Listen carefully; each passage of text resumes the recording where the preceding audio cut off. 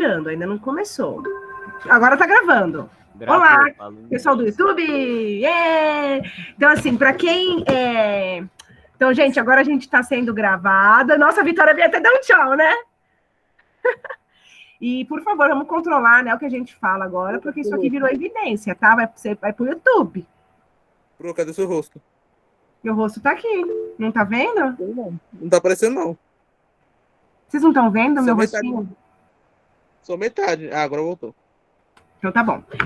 A partir do momento que eu vou começar a projetar a minha tela, eu não vou ver mais o chat. Então, por favor, gente, desbloqueia o microfone, conversa comigo, responde uma pergunta, faz qualquer coisa, mas interage com a Pro, tá?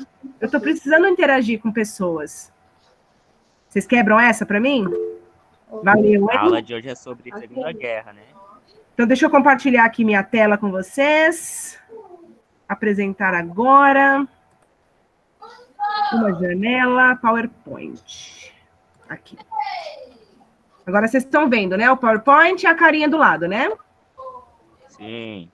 Sim. Então, beleza. Deixa eu só começar aqui. E a gente começa. Muito bem, gente bonita. Isso aí era a matéria do segundo bimestre. Não deu tempo de passar, né? Então, nós vamos ver essa semana e semana que vem. Nós vamos falar de Segunda Guerra. A Segunda Guerra começa em 39 e termina em 45. Beleza? Então, são 6 anos. Lembra que a Primeira Guerra foram 4, a Segunda Guerra agora são 6. Então, é uma guerra mais longa, que vai abranger mais gente, mais países, mais locais do que a Primeira Guerra. Então, eu quero começar com um spoiler, né? Eu gosto de começar a aula de Segunda Guerra com essa imagem. Não sei se vocês já viram isso, né? Vocês sabem o que é isso? Ô, Gu! É o Gu. Não é o Gu, não. É uma explosão? Isso, é um cogumelo atômico, é uma explosão nuclear. Vocês já ouviram falar das bombas de Hiroshima e Nagasaki? Sim. Então, essas bombas, elas vão meio que encerrar, né? Elas vão encerrar a Segunda Guerra, né? Então, são as únicas 2 bombas, né, por enquanto, que o ser humano teve coragem de jogar sobre outro ser humano. E foi assim que a Segunda Guerra vai terminar lá. Essas bombas foram jogadas no Japão. Quem está com o microfone ligado e não vai fazer pergunta, desliga por gentileza e liga para fazer pergunta, tá bom? Então, essa aqui é a imagem que eu começo a aula e vai ser a imagem que a gente vai ver também, vai falar no finzinho, que é a bomba atômica. Então, essa é a guerra da bomba atômica. Então, a gente está vendo uma evolução da tecnologia, e quanto mais a tecnologia avança, aparentemente fica mais fácil matar, né? Porque você aperta um botãozinho, explode uns caras lá longe, e você parece que não tem uma relação direta, né, com a violência que você causa. Então, a tecnologia, vamos dizer, ela torna mais fácil, né, a violência, porque torna mais impessoal, né? Você não está olhando nos olhos das pessoas que você está matando. Bom, vamos falar um pouquinho, então, para começar, do como que a Segunda Guerra, né, causou. Ninguém sai da cama de manhã pensando em fazer uma guerra. Então, quais foram as questões que foram se acumulando ao longo dos anos e fizeram com que a Segunda Guerra eclodisse em 1939? Então, primeira coisa, a Primeira Guerra foi muito mal resolvida, né? Lembra que os vencedores, a França e a Inglaterra, assinaram lá, fizeram a Alemanha assinar o Tratado de Versalhes, e a Alemanha meio que assumiu toda a culpa pela guerra, tinha que pagar indenização para a França e para a Inglaterra, e isso alimentou um sentimento de revanchismo, de revanche, né, de vingança do povo alemão. E o Hitler usava muito isso nos seus discursos. Ele discursava dizendo que o Tratado de Versalhes era uma vergonha, uma humilhação para o povo alemão, e isso alimentava, né, aquele patriotismo do alemão e aquela raiva, aquela vontade de ter uma vingança em relação a ingleses e franceses. Segunda coisa que é muito responsável pela guerra é a crise de 29, né? Quando a paz não é mais lucrativa, a humanidade tende a entrar em guerra. Então, em 29, os Estados Unidos quebra a Europa, quebra praticamente o mundo todo, com exceção da União Soviética, que não fazia parte do clubinho do capitalismo, mas quebra muitos países, e quando a gente está em crise, né, o sistema precisa se reinventar para ele continuar sobrevivendo. Outra coisa é que, por causa da crise, na Europa, vai abrir espaço para aqueles discursos do Hitler e do Mussolini, aqueles discursos patriotas, discursos de solução fácil, é só eu vou salvar tudo, nananã. E aí, esses discursos vão, né, vai permitir a ascensão do nazifascismo, né, dos regimes totalitários de extrema-direita na Europa, e isso também, óbvio, vai estar ligado com a Segunda Guerra. O Hitler, por exemplo, ele tinha uma teoria que chamava Lebensraum. Ó, tô falando alemão. É a teoria do espaço vital. Essa teoria do espaço vital é que ele falava que a raça ariana, né, os brancos europeus lá, do padrãozinho que eu expliquei numa aula passada, tinha que ter um grande império, né, porque nós somos a raça superior, nós temos que expandir no nosso império, conquistar o mundo, dominar o mundo e tudo mais. Então, esse discurso, se você está falando de construir um império, de expandir território, você está falando, né, de confronto, porque se eu vou expandir meu território, provavelmente com certeza, eu vou invadir o território dos outros, e isso pode, óbvio, terminar em guerra. Outra coisa foi a Revolução Russa, né? A Revolução Russa aconteceu em 17, a União Soviética nasceu sob um modelo, né, um modelo de socialismo, e isso apavorava o mundo ocidental, o mundo capitalista, né? E aí vai começar os medos do comunismo, tanto que quem assistiu minha aula de Vargas sabe que o Vargas conseguiu meter um golpe em 37 usando o medo do comunismo, né? Uma ameaça comunista que não existia para se tornar um ditador aqui no Brasil. Outra coisa foi que a Liga das Nações, que era tipo a ONU da época, né? Era uma organização internacional para tentar manter a paz mundial e o acordo ali, um acordo diplomático entre os países, falhou, né? Eles empregaram o que eles chamavam de política do apaziguamento, entendeu? Então, assim, vamos recuperar a economia e vamos apaziguar o que os caras estão fazendo. Então, a Alemanha precisa se recuperar, o Hitler está fazendo lá o essencial para recuperar a economia do país deles, então a gente tem que passar um plano. E como os caras morriam de medo do comunismo, os caras achavam que o Hitler era um mal menor, que o Stalin era muito pior que o Hitler. E outra causa da Segunda Guerra são os imperialismos, né? São os países que estão brigando entre si para enriquecer, para conquistar território, para favorecer sua indústria, seu mercado e tudo mais. Então, tudo isso junto vai formar um contexto, uma situação propícia para essa guerra acontecer. Então, 3 países imperialistas vão se unir e vão formar uma aliança antes da guerra eclodir, que é o Japão, Itália e a Alemanha. Então, a gente vai ter 2 lados dessa guerra, né? O lado dos aliados, que é Estados Unidos, Inglaterra, França e União Soviética, e eles vão entrando na guerra aos poucos, eles não entram tudo ao mesmo tempo. E o outro lado chama eixo, que é o eixo Roma-Berlim-Tóquio, mas é muito raro a gente falar eixo Roma-Berlim-Tóquio, né? Geralmente a gente fala só o eixo. O eixo são esses 3 países que vão assinar um pacto anticomunista, que está o nome em alemão aí, eu não vou ler, eu não consigo ler. Eles assinam esse pacto de união entre eles. E aí cada país vai começar a expandir os seus territórios para construir seu império, para poder usar do território dos outros e tudo mais. Então o Japão vai dominar boa parte da China, e quem assistiu minha aula de imperialismo sabe que o Japão invadiu a China de uma maneira muito violenta.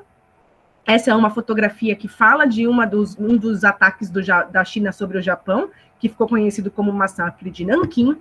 Depois a Itália vai tentar recriar o Império Romano. Mussolini vivia falando, né, que a Itália tinha que se tornar um grande império, como foi no Império Romano, na Antiguidade e tal. E aí eles começaram a invadir territórios aqui, ó, na África. Então, a Itália, que está aqui em cima, eu estou passando a mão na tela como se vocês estivessem vendo, né? A Itália, que está aqui em cima, ela vai invadir esses territórios aqui na África e tomar para si. E para terminar, a Alemanha. A Alemanha vai começar a conquistar algumas terras na Europa e vai, inclusive, anexar a Áustria em 38. Mas a Áustria não foi anexada em termos de guerra. A Áustria foi anexada à Alemanha através de um plebiscito, que a população da própria Áustria votou nisso. Então, essa é uma fotografia do dia que o pacto, né, do eixo foi assinado, do pacto anticomunista, de 24 de novembro de 36. Então, você está vendo aí a bandeira do Japão, você reconhece, as outras 2 bandeiras você não conhece, porque não são mais usadas, né? A bandeira da Alemanha, que era o brasão nazista, e a bandeira da Itália, que tinha aquele símbolo fascista no meio, e hoje, obviamente, não tem mais. Aí eu trouxe esse mapa dos continentes só para a gente falar um pouquinho de onde vai acontecer essa guerra. Então, essa guerra vai acontecer aqui na Europa, principalmente, aqui onde está em roxinho, mas a gente vai ter confrontos também no norte da África, que está aqui em verde, e a gente vai ter confrontos no Oceano Pacífico, que fica aqui entre a América, que está em laranja, e a Ásia, que está aqui em amarelo, porque o Japão e os Estados Unidos vão ter várias tretas aqui no Pacífico. Beleza? Então, aqui o Japão está tomando territórios para si, e a Itália tomando territórios na África. E agora, qual que é o estopim da guerra de fato, né? Porque a Alemanha está lá conquistando, o Hitler está lá conquistando territórios, e os caras estão deixando quieto porque o Stalin é pior, né? A Alemanha tem que se recuperar e pá. Só que aí vai ter uma gota d'água, né? Em setembro de 39, a Alemanha invade a Polônia. E a Polônia, ela era aliada da Inglaterra e da França, e aí a Inglaterra e a França vão decretar guerra à Alemanha. Tudo bem? Espera que tocou o interfone. Bom, enfim, vamos só falar de um pequeno detalhe. Nessa época, em 1939, o Hitler e o Stalin, que eram inimigos, assim, mortais, né? O Hitler discursava horrores, falando horrores da União Soviética, que a União Soviética era uma ameaça, que o comunismo era uma ameaça. O Hitler discursava dizendo que um dia eles iam escravizar, né? O dia que a gente tomar aquele país, nós vamos escravizar aquele povo. Então, como é que essas pessoas que se odiavam tanto, elas vão, em 1939, assinar um pacto de não agressão? Quer dizer, assim, eles combinaram que por 10 anos eles não iam mexer um com o outro. Olha só que coisa bizarra. Tem gente que condena o Stalin, fala, meu, ele fez pacto com o Hitler. Tem gente que fala que o Stalin foi até que esperto, porque... foi esperto porque... Mas desculpa, gente, eu avisei que eu ia dar aula. Falaram que o Stalin foi esperto porque ele sabia que ele não tinha estrutura para enfrentar o Hitler naquela época, que ele precisava construir um exército e tudo mais. Então vai rolar esse pacto entre eles. Aí até tem essa charge da época que falava assim, aqui tá em inglês, está escrito, estou imaginando até quando essa lua de mel vai durar. Então, em 1939, o Hitler invade a Polônia, a outra metade da Polônia pertencia à União Soviética, mas a invasão da Polônia em 39 foi o basta da expansão nazista, e aí, a partir de agora, a Inglaterra e a França declaram guerra à Alemanha em setembro de 39. Até aqui, tudo bem? Sim. Obrigada. Então, agora eu vou falar um pouquinho dos avanços dos nazistas, porque os nazistas vão começar a tomar terra, vai ser uma loucura. E eles vão usar uma tática de guerra chamada Blitzkrieg. Blitzkrieg em alemão significa guerra relâmpago. Então, o que eles faziam? Eles combinavam efeito de ataque surpresa com rapidez e brutalidade. Então, eles combinavam a força aérea, eles combinavam a divisão de tanques blindados. Olha o que é tanque de guerra. Mas a infantaria. E nisso, eles foram tomando país atrás de país. Então, o primeiro país que eles vão conquistar é a Polônia, uma parte da Polônia, vai demorar um pouquinho mais para eles conquistarem a outra parte que estava sob o domínio da União Soviética. Eles vão conquistar a Dinamarca, eles vão conquistar a Noruega, a Holanda, a Bélgica e a França. A parte norte da França vai ser tomada pelos alemães. E lembra que é a França que declara guerra à Alemanha. E o Hitler invade a França. Então, eu trouxe algumas imagens aqui para vocês verem. Isso daqui é Varsóvia, capital da Polônia, depois dos ataques em setembro de 39. Aí aqui tem Oslo, capital da Noruega, né? Os soldados nazistas marchando e o povo ali, os noruegueses assistindo isso. Aí nós temos aqui Grécia, a capital de Atenas. Você pode ver aqui no fundo, você tem o Parthenon, que é... Desculpa, chegou gente na minha casa. Você tem o Parthenon, que é tipo o cartão postal da Grécia, e os nazistas aqui levantando a bandeira alemã, a bandeira nazista. E isso daqui é um mapa da Europa em 1940, 41, depois dos povos que eles foram conquistando. Então, você vai ver que eles não conquistam aqui a parte do Reino Unido, que são essas ilhazinhas aqui, ó, da Inglaterra e da Irlanda. Eles não conquistam a Suécia aqui em cima. Eles não conquistam a Suíça.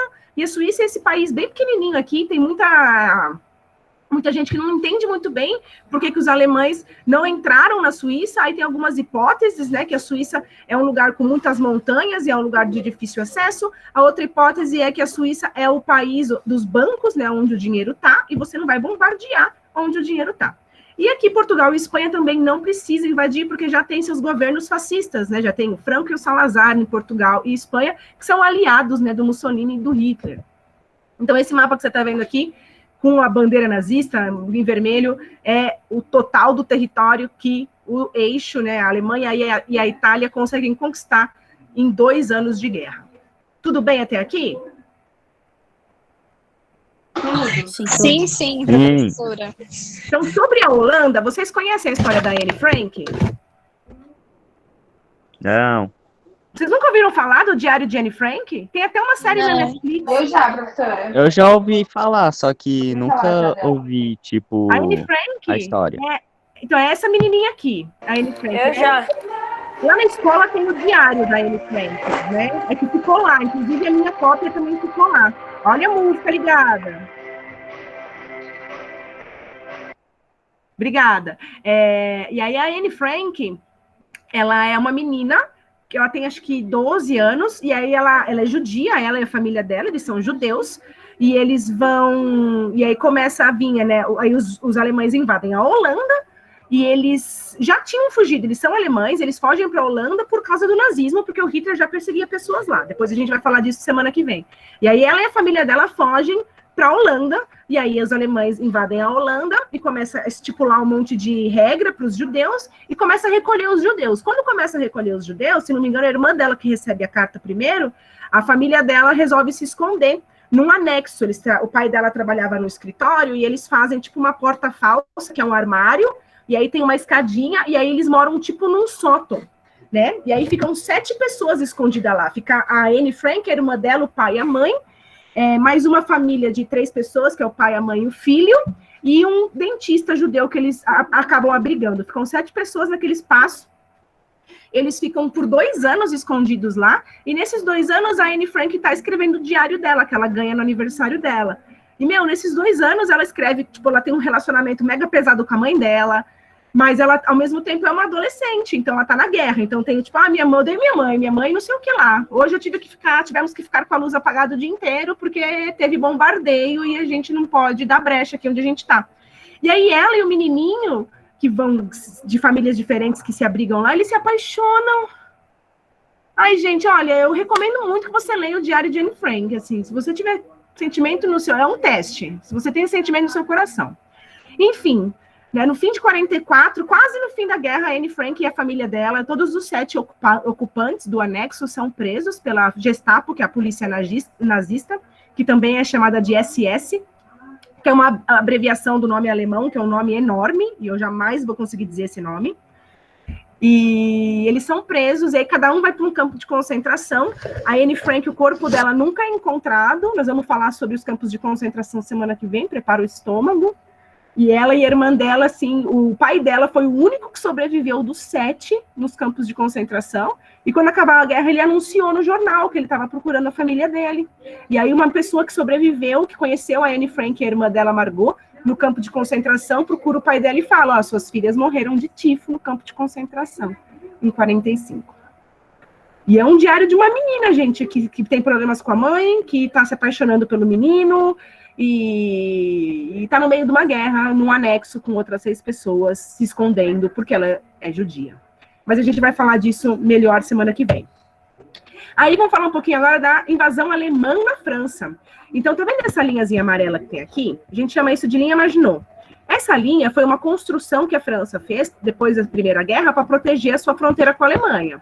Então, como a Alemanha não consegue invadir a França por aqui, a Alemanha invade a Holanda e a Bélgica, passa por cima deles tudo e invade a França através desse território. E vão chegar a tomar Paris, que é a capital da França. Então, olha só você aí, não está indo nem para Guarulhos visitar tua tia. O Hitler, filha, dominou a França e tirou foto na Torre Eiffel. Olha que desgraçado. Então, aqui tem outras imagens dos nazistas tomando, né, o território francês, que era a grande inimiga, né, da França, que declara guerra à França. Esse negócio que você está vendo aqui do lado, que é um arco, é o Arco do Triunfo, que foi construído pelo Napoleão, que é um mega cartão postal francês, em Paris, e aqui o exército alemão andando em Champs-Élysées, que é uma das avenidas mais famosas de Paris. Então, os alemães, os nazistas, eles avançam muito.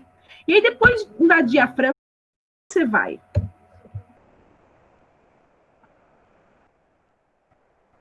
Hein? Não sei. Quem declarou guerra contra você? Além da França? Inglaterra. A Inglaterra. Então, vamos invadir a Inglaterra. Só que a Inglaterra tem um probleminha. É uma ilha. A Inglaterra não é um país que você consegue ir por terra. Então, você não consegue utilizar aquela tática de você invadir com infantaria e tanque de guerra. Você tem que ir pelo mar. Só que pelo mar você não brinca com a Inglaterra muito fácil. A Inglaterra tem uma das maiores marinhas do mundo. Então, você tem que começar a atacar a Inglaterra por ar. Então, os alemães vão passar aí 1 ano, 2 anos bombardeando a Inglaterra. Então, assim, eu trouxe alguns números aqui, ó. De julho a outubro de 1940, 1.733 aviões foram abatidos, segundo cifras germânicas, e 2.698, de acordo com fontes britânicas, né? Então, os britânicos têm uma fonte que eles abateram mais aviões que os alemães assumem que eles perderam, né? Não sabemos. Mas pelo menos 1.700 aviões alemães são abatidos no território inglês. Aí eu trouxe fotografias para vocês verem. Isso são crianças fazendo treinamento na escola em caso de bombardeio, porque as pessoas estavam vivendo a vida na Inglaterra. E aí, quando estava chegando os aviões alemães para o bombardeio, eles soltavam um aviso, uma sirene na cidade, para que as pessoas pudessem se abrigar. Então, isso é um treinamento de crianças na escola. Em caso de bombardeio, no caso do sinal, a gente se enfia embaixo da carteira, protege os ouvidos, protege a cabeça. Aí aqui tem um avião. Isso daí que você está vendo, esses pontinhos pretos, são bombas que o avião está jogando. Agora, você tem algumas fotos, eu achei exatamente a legenda, né? Da onde foi e a data, eu coloquei. Essa é de 4 de outubro de 1940. Você tá vendo essas coisinhas aqui? Essas coisinhas pretas, compridinhas? Isso são bombas, né? Que estão sendo jogadas de um avião. Aí aqui tem um avião inglês da RAF. Aí tem aviões fazendo manobra. Tem bastante foto, aliás. Segunda Guerra é uma coisa que tem muito vídeo, muita foto. Para quem se interessa, você acha muita coisa na internet. Aí aqui estão os aviões em batalha, porque os aviões ingleses tinham que caçar os aviões alemães para tentar abatê-los, para eles pararem de bombardear, e aí ficava esses, vamos dizer, desenhos no céu. Vocês conseguem enxergar? Porque essa foto foi a melhor foto que eu achei, e ela está muito escura. Vocês conseguem enxergar que tem umas pessoinhas aqui embaixo? Eu estou enxergando normalmente, professora. Tá, porque para mim é muito ruim. Tem uns soldados aqui, isso daqui são canhões antiaéreos, né? E os ingleses estão tentando abater aviões alemães com esses canhões antiaéreos. Aí aqui tem mais aviões atravessando o Canal da Mancha, né? Entre a França e a Inglaterra. Um avião inglês aqui sobrevoando o Rio, lá em Londres. Olha como, agora eu vou mostrar para vocês uma série de fotografias de como ficou Londres, que é a capital da Inglaterra, depois de tantos bombardeios alemães. Então, você tem uma fotografia aqui de outubro de 40. Mais uma. Essa mulher ficou muito famosa porque ela ajudou a salvar umas crianças num dia de bombardeio, mas eu esqueci o nome dela, perdão. Mais uma. Isso aqui é Londres em dezembro de 1940. Essa eu não achei que mês foi, mas é do mesmo ano, 1940. Esse cara, olha a situação desse lugar, todo quebrado, todo destruído das bombas, e o cara tá escrevendo na luzinha business as usual, que significa negócios como sempre, quer dizer, estamos abertos, né? Tentando viver a vida. O que você faria, né, nessa situação? Olha isso aqui é a capital da Inglaterra em 1940. Vocês estão acompanhando as fotinhas? Olha esse buraco. Sim. Olha esse buraco, mano. E aqui é uma loja de chapéu, né? Você tá vendo essa Debs aqui do outro lado? As minas andando e os caras um buracaço na rua dos bombardeios. Tudo isso daqui é Londres em 1940. Esse daqui é um singelo equipamento de radar e som. Olha o tamanho, né? Para quem a gente tem GPS no celular hoje em dia, olha o tamanho do equipamento de radar e som para tentar, né, se antecipar a chegada dos alemães para poder preparar um contra-ataque, uma defesa, avisar a população para se esconder e tal.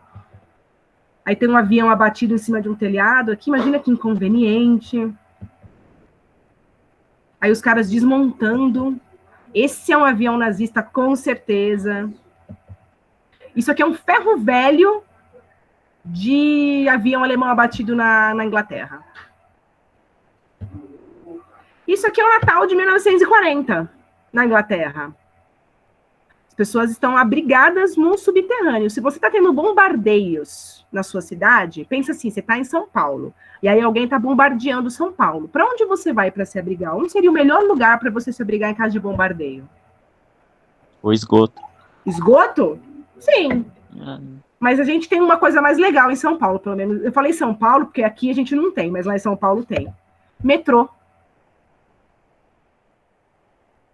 Essa galerinha aí, ó, tá no trilho do metrô, levaram algumas roupas, algumas coisas, elas estão se abrigando no metrô de Londres por causa dos bombardeios alemães. E aí a Inglaterra vai fazer uma coisa que ninguém tinha feito, que foi bombardear a Alemanha. Porque a Alemanha, durante a Primeira Guerra inteira, ela não brigou no território dela, ela brigou no território dos outros, ela brigou na Rússia, ela brigou na França. Na Segunda Guerra, até então, até 1940, 41, os alemães estão em guerra, estão conquistando um monte de território, mas os homens deles, né, os alemães estão indo para a guerra, tal, mas eles não estão vivendo o dia a dia da guerra, porque o bombardeio é no país dos outros. E agora, pela primeira vez, a Inglaterra vai lá e bombardeia Berlim, que é a capital da Alemanha. E os alemães, nossa, realmente estamos em guerra. E aí a Alemanha vai começar a sofrer também com esses ataques, com esses bombardeios. Bom, aí a gente vai falar, para terminar essa parte da Inglaterra, os alemães não conseguem invadir a Inglaterra, a RAF, que é a Força Aérea Inglesa, consegue deter, né, superior à Força Aérea nazista alemã. E em 1941, eles param de tentar invadir a Inglaterra e o Hitler, os alemães, eles estão precisando muito de material, né, de matéria-prima para continuar construindo coisas para o seu exército. E tinha um lugar muito bacana onde eu podia achar esse material. Só que eu não podia entrar lá, porque eu tinha feito um acordo com o Stalin de que eu não podia entrar lá. Mas o Hitler vai lá e entra. O Hitler quebra aquele detalhe, aquele acordo que ele tinha com Stalin, e em 1941, na Operação Barbarossa, que é bem famosa, ele invade a União Soviética. Aí sim a União Soviética entra para a guerra, aí sim o bagulho vai começar a ficar pequeno. Então o Stalin vai lá dar um discurso enorme, tem uns 20 minutos, está na internet, está no YouTube, que agora sim eles vão derrotar os fascistas, os tiranos da Europa, blá, blá, blá, blá, blá. Então tem lá um belo discurso, e agora a gente vai entrar, a Rússia também está na guerra contra a Alemanha. Então você tem Japão, Alemanha e Itália contra a União Soviética, a Inglaterra e a França.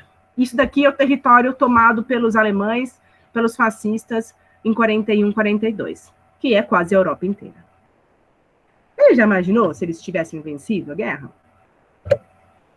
Até então, os Estados Unidos estão meio que pagando de isentão. Não que eles estão completamente isentos, porque eles assinam a Carta do Atlântico, que é um documento de solidariedade à Inglaterra. Então, assim, eles apoiam a Inglaterra e eles falam muito mal, né? Nos Estados Unidos tem várias coisas que vão falar assim, muito mal do Hitler. Inclusive, esse que vocês estão vendo é a capa do Capitão América número 1. É a primeira edição do Capitão América, que é de 44, se não me engano, não, 42, se não me engano, e o Capitão América tá derrotando o inimigo dele, e o inimigo dele aqui é o Hitler, pelo que vocês podem ver no desenho. Outra coisa também, esse desenho do Pato Donald, né, que também é um desenho, tem no YouTube, e que é um desenho que vai lá e ironiza, tal, porque nos Estados Unidos, eles, com certeza, eles eram a favor da Inglaterra, mas eles não entram para a guerra até 7 de dezembro de 41. Vocês sabem o que acontece? Por que os Estados Unidos entram para a guerra? Alguém sabe? Alguém já ouviu essa história? Eu acho que é porque atacaram. Porque o Japão fez um ataque surpresa numa base militar norte-americana chamada Pearl Harbor. E tem um filme sobre isso, né? O filme chama Pearl Harbor. Então, os japoneses atacam essa base militar, matou muita gente, destruiu muita coisa, aí sim os Estados Unidos entram para a guerra. Agora a gente tem o rolê completo, né? Inglaterra, França, União Soviética e Estados Unidos de um lado, Alemanha, Japão e Itália do outro. Segundo os terraplanistas, foi assim que o Japão bombardeou Pearl Harbor, a base militar norte-americana. Mas não, como a Terra não é plana, foi assim, que é muito mais fácil, né? Então, Pearl Harbor ficava numa ilha, era uma base militar numa ilha, no Atlântico, e o Japão vai lá e bombardeia essa ilha.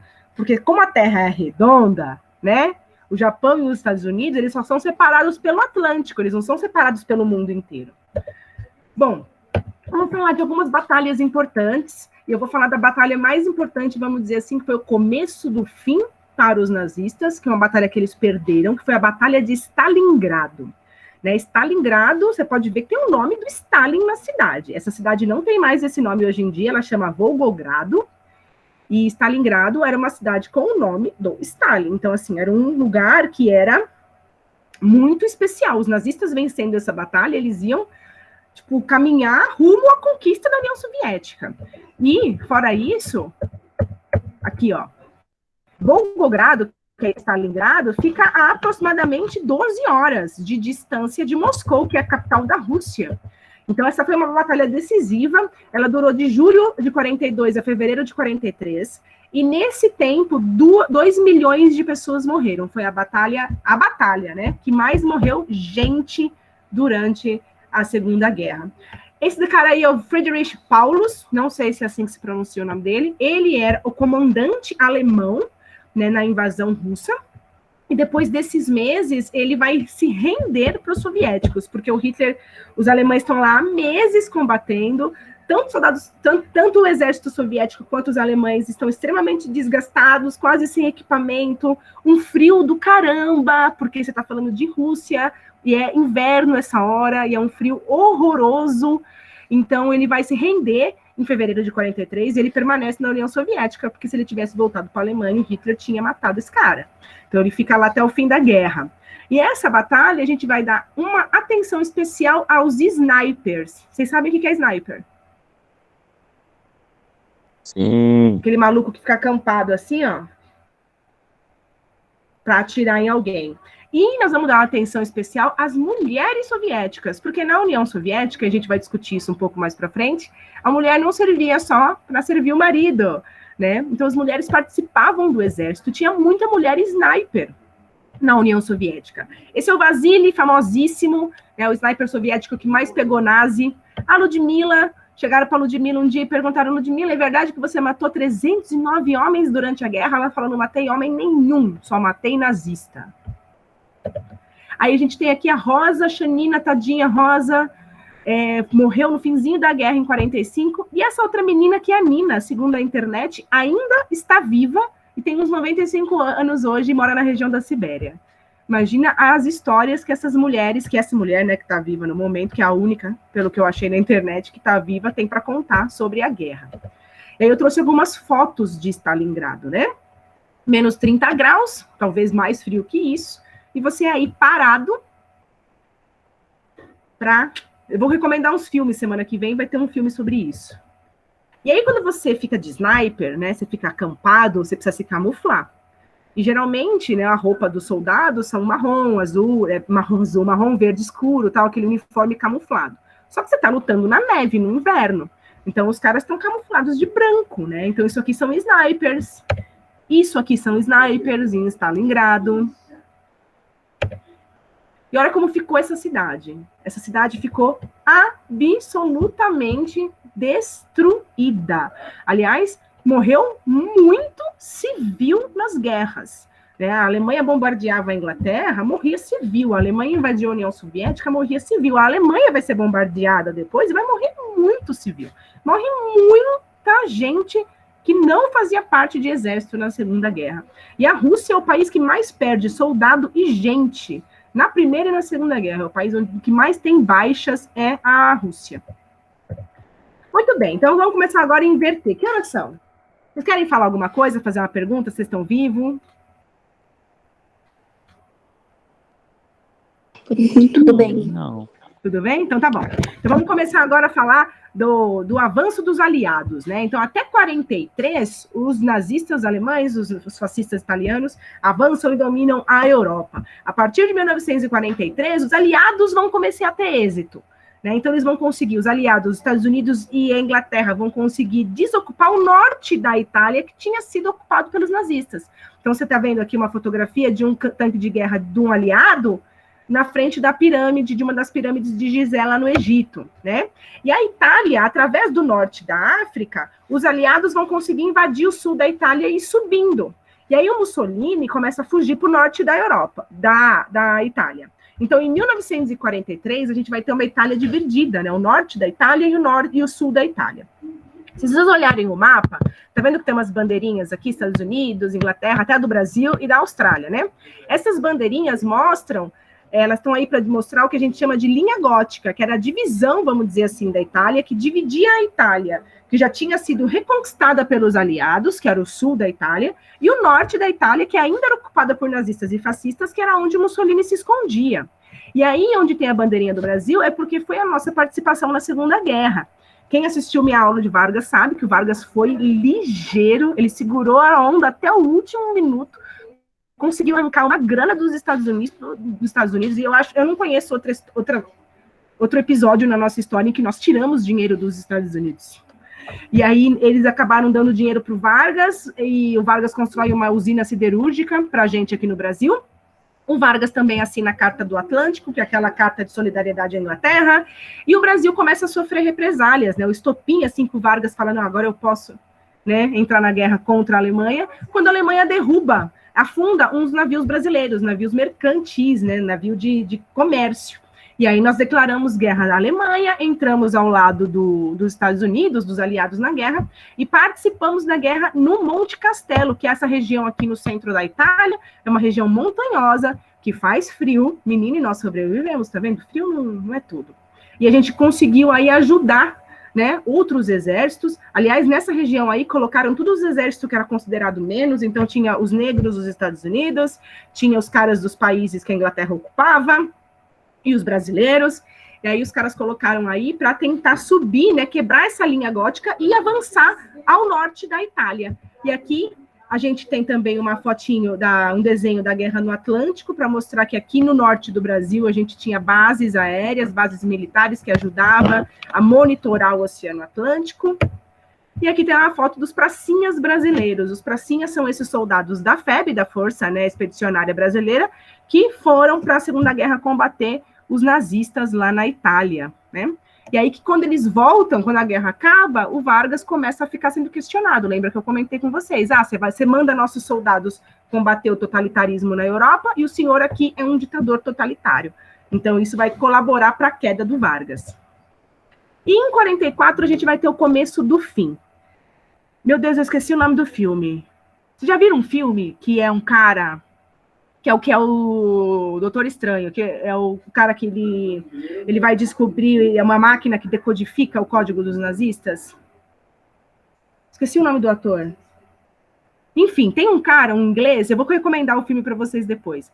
Ele vai vender, ele é tipo considerado, é o Alan Turing, ele é considerado o avô do computador, da informática.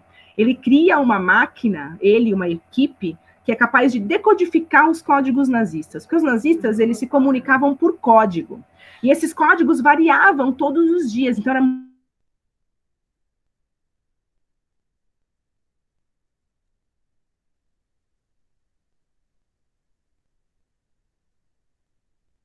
ter uma vantagem na guerra. E ele vai conseguir inventar uma máquina que vai decodificar esses códigos nazistas. E com base na decodificação dos códigos nazistas, os aliados vão conseguir planejar o dia D. O dia D é a maior operação militar da história. Então, eram milhares de homens, de barcos, de navios, de aviões, para poder começar uma grande investida para desocupar, para expulsar alemães nazistas dos territórios que eles tinham tomado. Então, no dia 6 de junho de 1944, vai desembarcar na Normandia, na região norte da França, essa galera para começar a desocupar o território. E aí eu trouxe algumas fotos para vocês verem. Se vocês já viram aquele filme O Resgate do Soldado Ryan, vocês já viram cenas como essas. É que o filme começa assim, os caras estão descendo lá na água, porque eles estão descendo lá no litoral francês, lá na Normandia, para entrar na França, para começar essa grande expedição militar, para começar a chutar a bunda dos nazistas para fora, né? Isso é na Europa. Então faz uma pausa na Europa e vamos para o Oceano Pacífico, né? Entre Estados Unidos e Japão, tá rolando vários conflitos lá. E sobre esses conflitos, eu recomendo esses filmes para vocês, que é A Conquista da Honra e Cartas de Iwo Jima, que são dois filmes que tentam contar a mesma batalha de dois pontos de vista, do ponto de vista americano e do ponto de vista japonês, só que os dois filmes foram feitos por um americano. Então, serve aí para você pensar um pouco como é que são esses filmes. Esses filmes contam uma batalha em especial lá no Pacífico, que vai inspirar, né, que os Estados Unidos vai vencer, que vai ser o começo também do fim do Japão. E essa foto que vocês estão vendo em preto e branco é quando os americanos vencem a batalha e eles colocam a bandeira, e isso se tornou uma imagem icônica, né, do patriotismo norte-americano, e eles têm essa escultura enorme na cidade de Washington, que eu coloquei aqui para vocês. E aqui você tem fotos, né, os dois lados, você tem foto dos japoneses, né, dos americanos. Guerra não é uma coisa bonita, não são fotos legais. E aí eu vou contar um pouquinho dessa batalha, da Batalha de Iwo Jima, que aconteceu ali em 45, durou mais ou menos 2 meses. Iwo Jima é uma ilhazinha minúscula que tá aqui, ó, tá vendo? Tem uma estrelinha aqui no mapa, bem na pontinha inferior do mapa, uma estrelinha. Era uma ilhazinha ocupada pelos japoneses, e aí os Estados Unidos vai desocupar essa ilha. Então, os Estados Unidos vai vencer, vai desocupar essa ilha. A partir daí, a gente vai começar a ter outra coisa que é muito peculiar da Segunda Guerra, que são os kamikazes. Vocês foram no Play Center ou no Hopi Hari? Não tem um brinquedo que chama kamikaze? Vocês lembram disso? Nunca fui. Eu já fui em um, mas era no Termas. Mas chama kamikaze. Chama. E como é que era? Conta aí. É grandão e reto. Aí você desce tudo assim, não é? Isso, e dá um medo. Muito. Então. Kamikaze, esse nome kamikaze é inspirado nesses soldados japoneses.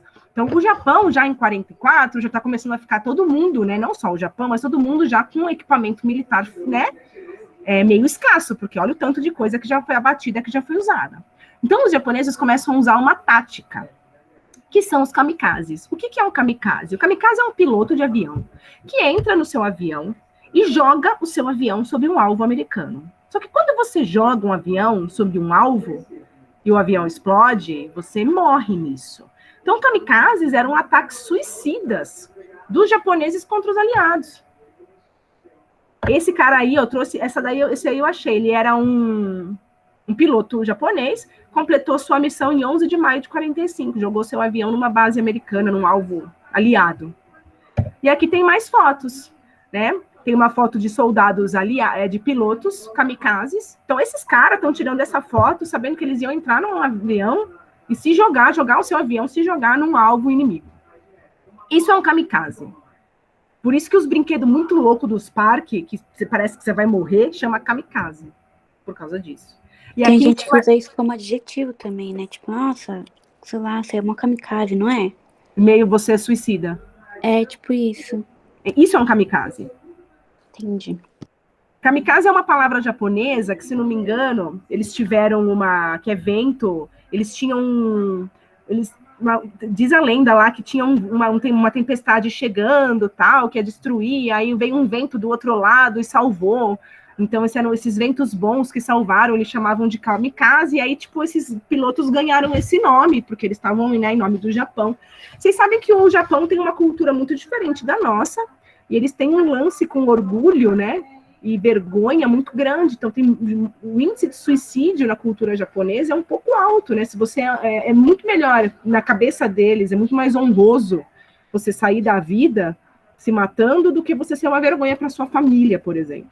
Né? Então, essa questão do suicídio é bem diferente do que a gente aqui no Ocidente, da maneira como a gente enxerga. E aqui em cima tem uma fotinho das pessoas se despedindo de um kamikaze. Ó. Então, você está saindo numa missão que você sabe que você não vai voltar. Deve ser muito difícil, pelo menos eu imagino que sim. Então, muito bem, vamos parar agora do Atlântico um minutinho, vamos voltar para a Europa rapidinho, né? Lembra que a Itália está sendo desocupada pelos aliados, e aí o Mussolini vai ser pego, aquele fascista, sacana, vai ser pego. E se você não gosta do que eu fale isso, porque você é fascista, você está na aula errada. Vão pegar o Mussolini, e quem vai pegar o Mussolini, quem vai achar o Mussolini escondido no norte da Itália, é a própria população italiana. E aí esse cara foi um ditador por uns 20 anos no seu país, um fascista. O que você faz com esse cara? Conta pra mim. Dá 3 tapas na cara. Só? Matar? Guilhotina. Guilhotina é mais francês, não é o naipe dos italianos. Vou te mostrar o que os italianos fizeram com o Mussolini. Ele, a mulher dele e outros líderes fascistas que foram encontrados foram fuzilados e pendurados de ponta cabeça em praça pública. É assim que termina um fascista. Pô, eu já tinha visto essa foto. Porque tinha um amigo meu que tinha me mostrado. Só que eu não sabia de onde que era. É o Mussolini. Esse que tá... O da frente aqui, ó, cabeçudinho, é o Mussolini. Ao lado dele, dá para ver pelas pernas, ó. É uma perna feminina, é a mulher dele, e os outros 3 caras eu não sei quem são. Eles foram fuzilados nas mãos dos próprios italianos que pegaram eles. Porque nem todo mundo é fascista, nem todo mundo na Alemanha era nazista, sabe? E aí eles foram pendurados de ponta cabeça. E até hoje tem mó treta na Itália, porque tem gente que é ainda, né? Aqui no Brasil tem fascista, imagina lá. Então, tem gente que visita o túmulo dele. Ele foi assassinado, né? Ele foi executado 28 de abril de 45. Então, tem gente que vai visitar o túmulo do Mussolini até hoje na Itália. Triste, né? Mas aí, ó, tá o fim do fascista. Agora a gente tem que pegar o outro, né? O Hitler. Então, os aliados, depois do dia D, estão lá desocupando o território, e o Hitler, já na Alemanha, porque os caras começam, eles desocupam o território, aí vai ficar a Alemanha. E aí tá vindo os americanos de um lado e os soviéticos do outro para invadir a Alemanha. E aí tem a história do Hitler se esconder no bunker dele, né? Vocês sabem o que é um bunker? Sim. É tipo um negócio escondido subterrâneo, eu acho. Isso. Você faz tipo um porãozão, né? Um bagulho subterrâneo bem protegido para você não ser atingido por bombas e tal. Então ele se esconde nesse bunker dele. E ele, presta atenção, a morte dele é 30 de abril. Presta atenção aqui no Mussolini, 28 de abril. Então, o que acreditam-se as pessoas? Que depois que o Mussolini é pego, e o Mussolini tem um fim humilhante, ele é executado, pendurado de ponta cabeça em praça pública, nas mãos da própria população. Imagina o que os soviéticos não iam fazer com Hitler. O Hitler discursou por anos que quando colocasse a mão naquele povo, se referindo aos russos, aquela gente ia ser escravizada. Você imagina o que não iam fazer com Hitler? Então, aparentemente, o que a gente acredita e o que conta, né, algumas pessoas, a secretária do Hitler, que vivia com ele lá no bunker no fim da vida, é que quando ele percebe que a derrota é iminente e os soviéticos e os americanos estão chegando, tipo, não tem jeito, e depois do Mussolini ser pendurado de ponta cabeça, ele se suicida, ele e a mulher dele. E aí ele pede para as pessoas colocarem fogo no corpo dele, para não poderem fazer nada com o corpo dele. Então, o Hitler, a gente nunca viu depois do fim da guerra. Isso é o que nos contaram, né? E aí tem as teorias de conspiração, de que o Hitler, na verdade, fugiu, porque teve um monte de nazi que fugiu. Nós vamos falar disso semana que vem.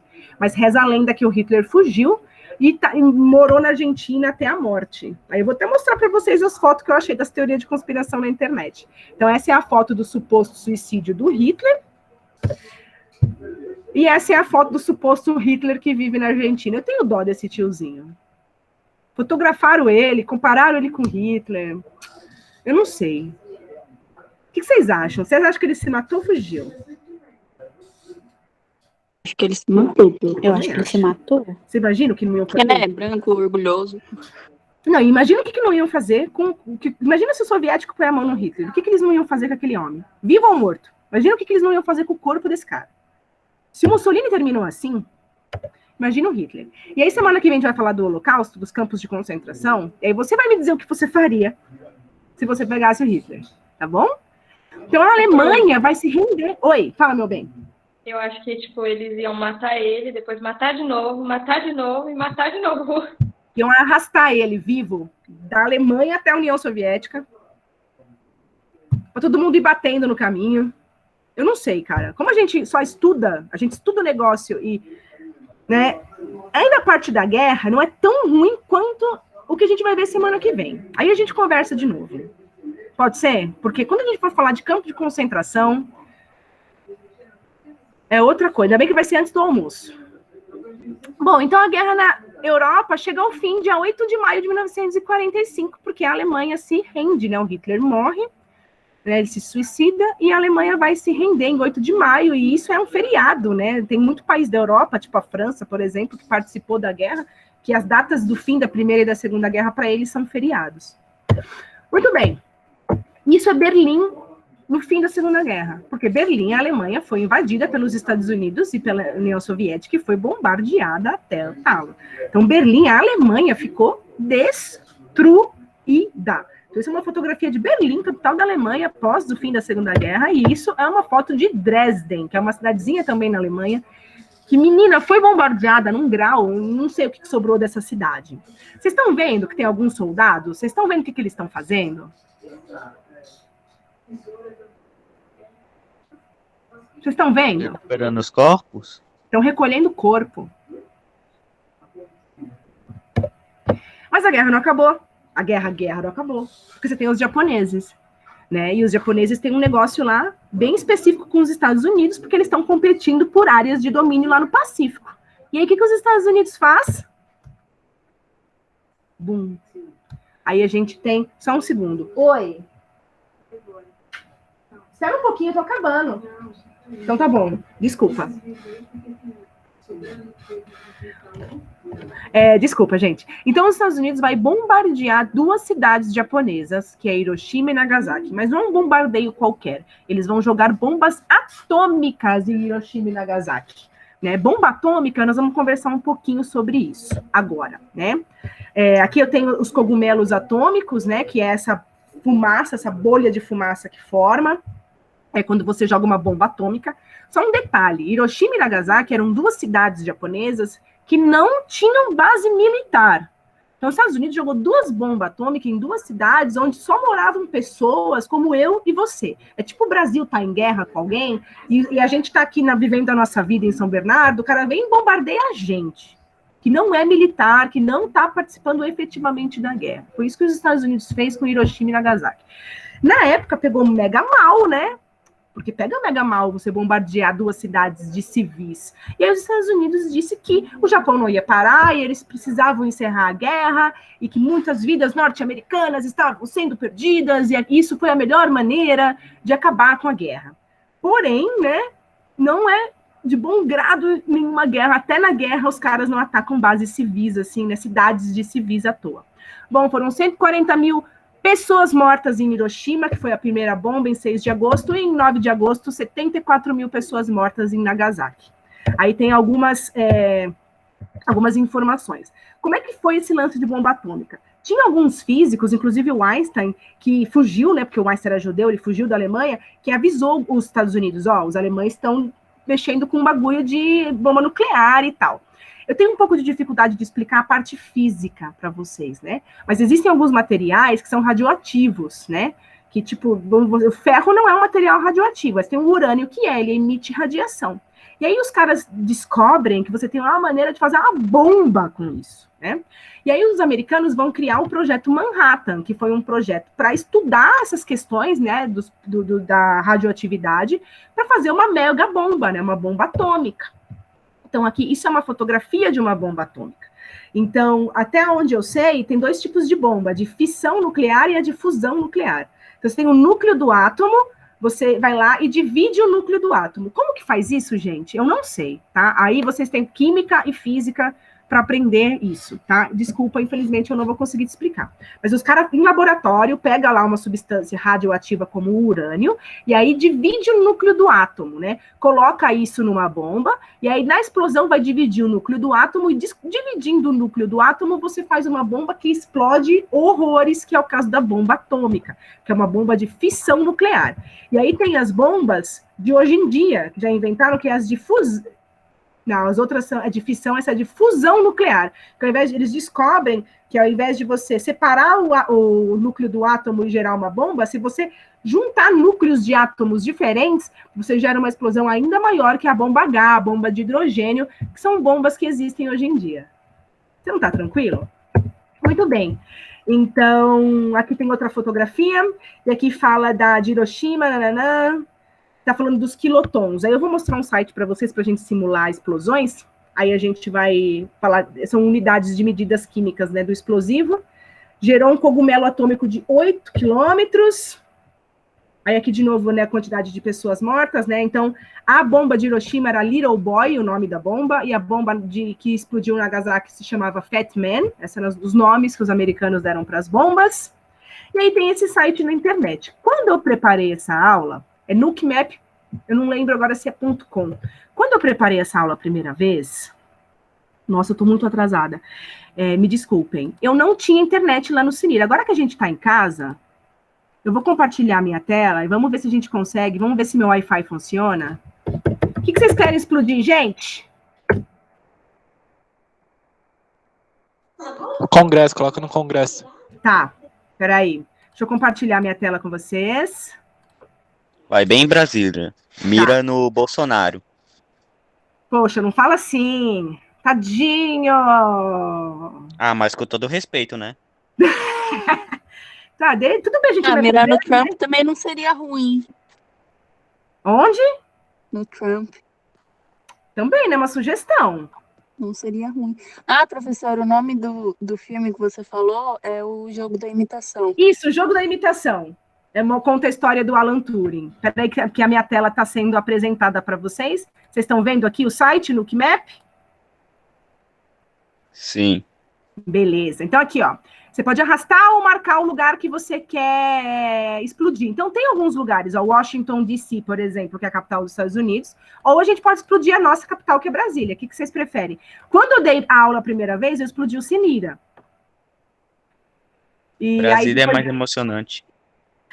Não, coloca nos Estados Unidos. Brasília tem brasileiro. Tá, vamos lá, vamos explodir Washington. Com que bomba?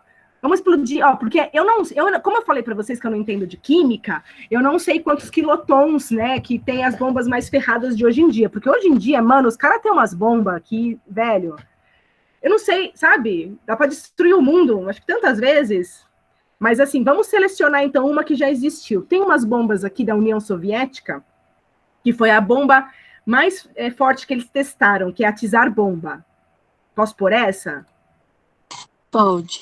Aí tem dois tipos de explosão, tá? Tem a explosão que a bomba bate no chão e explode, e a explosão no ar.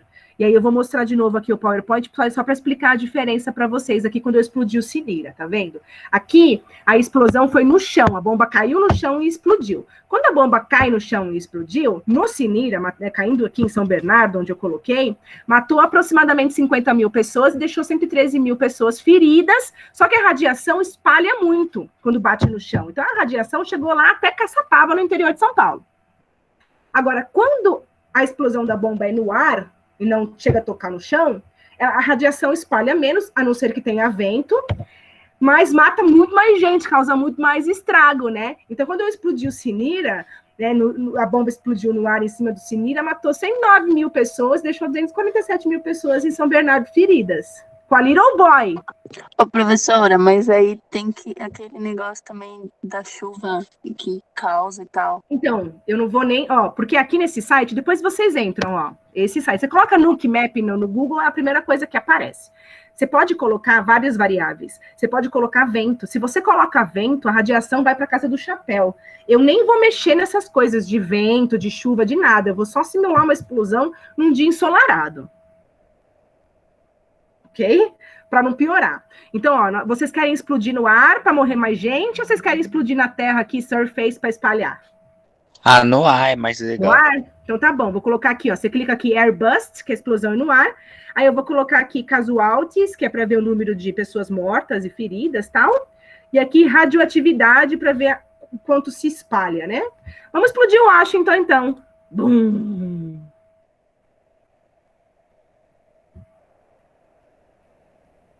Muito bem. Se jogássemos, né, a Tsar Bomba de 100, de 100 mil quilotons, de 100 quilotons, 100 mil quilotons aqui em Washington, essa bolinha amarelinha aqui no meio é o cogumelo atômico, tá? Essa outra bolinha aqui, ó, porque eu já li aqui as especificações antes. Essa outra bolinha aqui é tipo 99% das pessoas morrem, 99% das construções caem.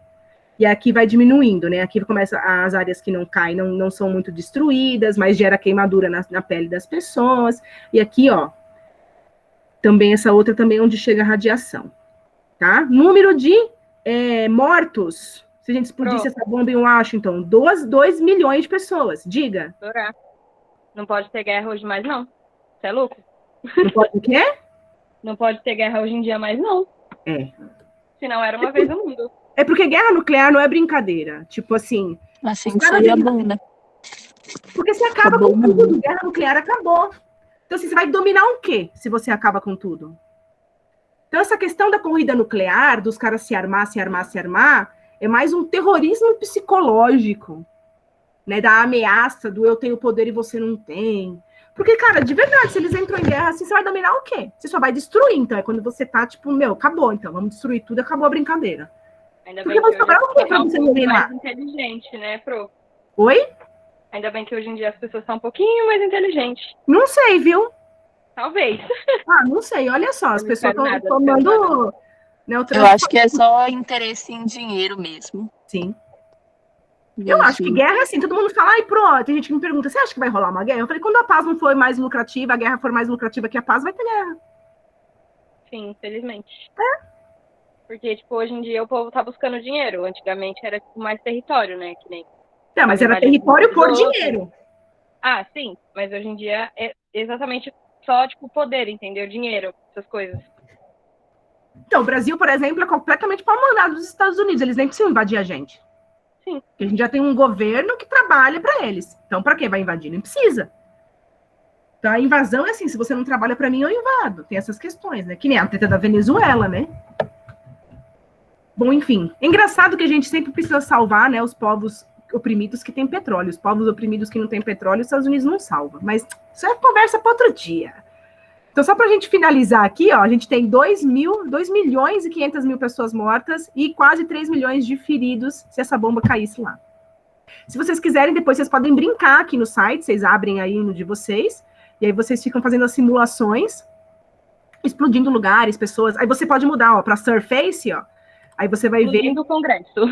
Isso, explode o Congresso, assim, para dar um alívio no coração. Ó, se explodisse no chão, mataria um pouco menos gente ferida, mas olha para onde a radiação ia, né?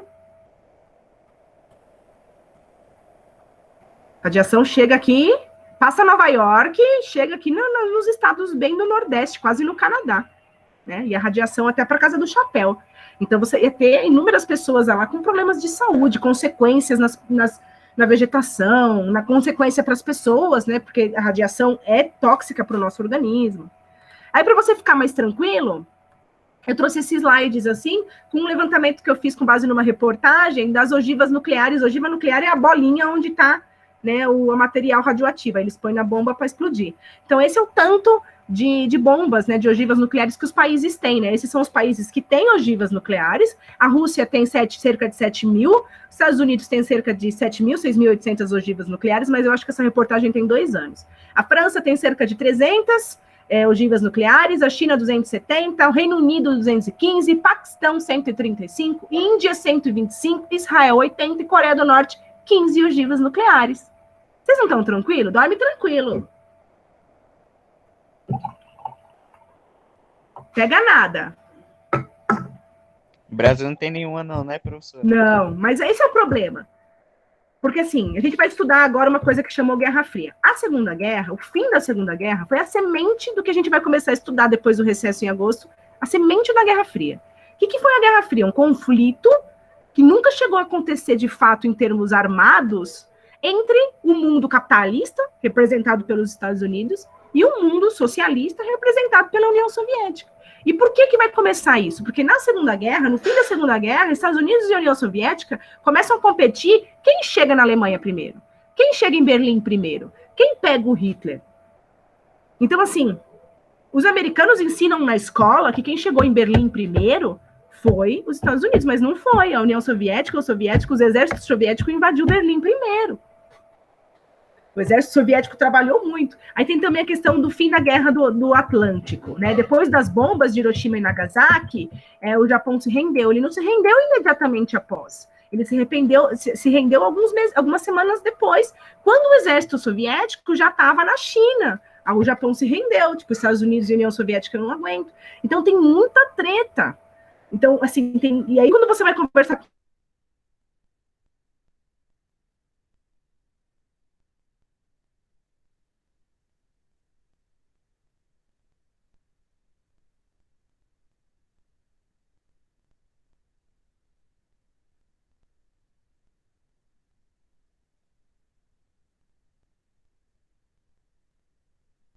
vai ser dividida.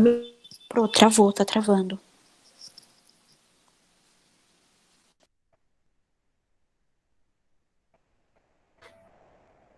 Oi, pessoas.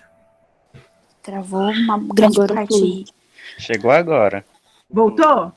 Voltou. Tá. Então, assim, a Segunda Guerra, os Estados Unidos e a União Soviética vão começar a competir. Eles vão começar dividindo a Alemanha. Vai ficar metade da Alemanha para um, metade da Alemanha para outro. Essa fotinho que vocês estão vendo, esse desenho, perdão, é um desenho de Berlim. Berlim vai ser dividido em 4, né, a priori. Metade da União Soviética e a outra metade vai ter o setor francês, setor inglês, setor americano. Mas vai ser, na prática, a Alemanha capitalista e a Alemanha socialista. Tanto que vão construir um muro para separar essas duas Alemanhas, que foi o Muro de Berlim. Então, a gente vai entrar num período da nossa história que marcou todo o século e até hoje tem grandes influências, né, na nossa política, na nossa economia. É isso, pessoas bonitas, a parte do confronto, né, coloquei confrontos, né, da Segunda Guerra, é isso. E aí, semana que vem, a gente vai voltar a falar de Segunda Guerra, mas aí a gente vai falar da parte do Holocausto, né, da perseguição dos nazistas sobre as minorias, dos campos de concentração, e ainda bem que vai ser antes do almoço, porque é difícil de digerir. Alguma pergunta? Alguém quer conversar? Tem nenhuma pergunta, não. Eu espero que dê certo esse negócio de 10 da manhã, porque o José faz 10 da manhã e tinha 11 pessoas. Não sei se é porque o povo não gosta dele, mas só tinha 11 pessoas, porque era de manhã. Tchau, pessoal do YouTube! Ê!